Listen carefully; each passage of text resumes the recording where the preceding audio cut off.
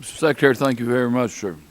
One of the key features of the bill this year, coupled with other legislation we're passing, is that we'll be moving the student loan program from indirectly made guaranteed loans to largely direct loans from the Department of Education. You take just a second or two to explain the policy here and also the savings that will be generated over a 5 or 10 year period of time. Yeah, the estimates are, in terms of savings, are as high as $87 billion over the next decade. It's a staggering amount of money. And this is simply by removing subsidies to banks and putting those savings into education. And again, this will fund 2/3 of our education agenda, the higher education piece and the early childhood piece. Let me take a minute to talk about both. I think there's no better investment we can make than in early childhood education. If we're serious about closing the achievement gap in this country, we have to make sure that children enter kindergarten ready to learn and ready to read. And so these resources through an Early Learning Challenge Fund would enable us to do two things: dramatically expand access to early childhood programs, and secondly, dramatically improve quality. This is glorified babysitting. It's not going to change students' lives. But this is high-quality programs, and students can enter kindergarten ready to learn. They can do very, very well. The second piece is a huge one on the higher education side, and the chance to put billions of dollars into increased Pell Grants, Perkins loans, tuition tax credits, I think is just absolutely critical. At a time when going to college has never been more important, it's never been more expensive, and our nation's families have never been under more financial duress. There are no good jobs out there for a high school dropout, as all of you know. There are almost no good jobs out there for someone who just has a high school diploma, some form of higher education. 4-year universities, 2-year community colleges, trade, technical, vocational training has to be the goal for every single student who graduates from high school. And so the chance to make this much more affordable at a time when America's families have never been under more financial duress is a huge step in the right direction. You may have seen last week a recent survey that came out that demonstrated that so many American families feel disconnected from higher education. They feel they can't afford it. They feel it's for rich people. And that's a real challenge when we know getting that higher education training at education is just so critically important for strengthening our economy. And so we want to invest huge amounts of money to make college more accessible and affordable. We want to make sure more students aren't just going to college and graduating. In terms of the shift to direct lending, over the past 3 years, before we did anything, we saw a movement from 1,000 colleges and universities using direct lending to 2,300. So that migration is already happening, and we're absolutely prepared and ready to work with as more universities come in. Finally, it's very important for me to say that the private sector will do all of the servicing of these loans. This is not our core competency. We don't think we're good at it. The private free marketplace will play. So companies that do a great job of servicing those loans and keeping default rates low will get more and more business. Those that don't do a good job will lose business. It's great for taxpayers, it's great for students, and again, that's the great place for the private sector to play.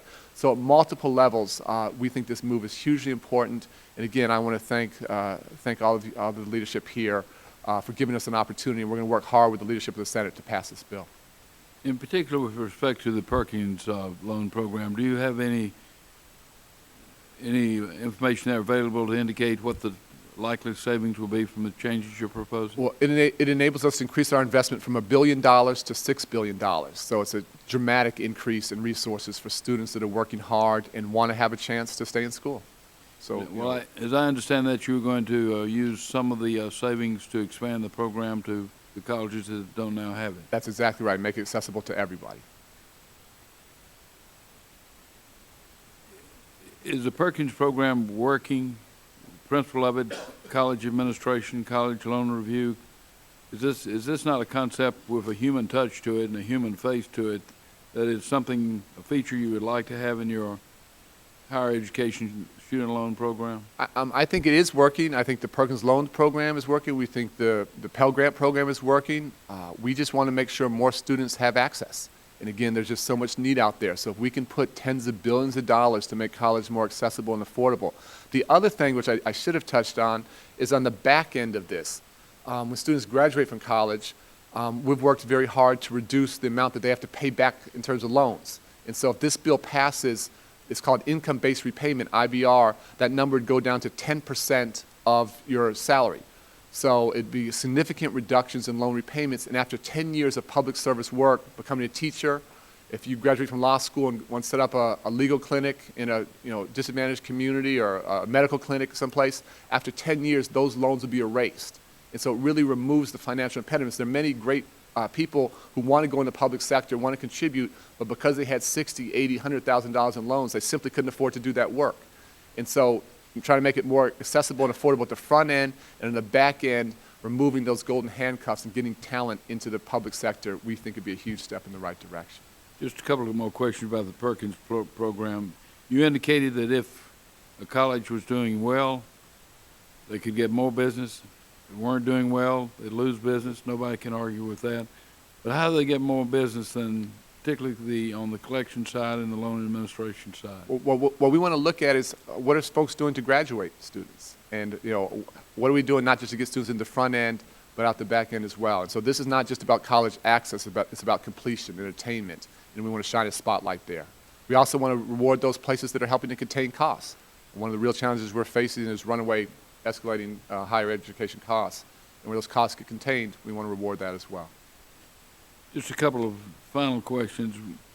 I'm sure members here, like me, are receiving lots of mail from people who are supporters of the arts and education. They're very much concerned that as you consolidate different programs into one big block grant, the arts will be squeezed off back burner and won't receive the emphasis and attention and funding they've enjoyed over the last several years. Yeah. Is that a concern, and how do we protect against it? Absolutely. I will tell you, it's been a fascinating year of learning for me as I traveled again to about 37 states in rural, urban, and suburban districts and really trying to talk to hundreds and hundreds of teachers and parents and students. I will tell you, Mr. Chairman, that maybe the most common refrain I heard was a real concern that under No Child Left Behind historically we've had a narrowing of the curriculum and that sort of what gets tested gets taught and a loss of the arts, a loss of history, a loss of social studies. And so one of the biggest things that we want to emphasize is, yes, those basics of reading and math are hugely important, but we think every child deserves a well-rounded education. And so that is absolutely the arts, it's absolutely history, it's absolutely social studies, it's absolutely physical education.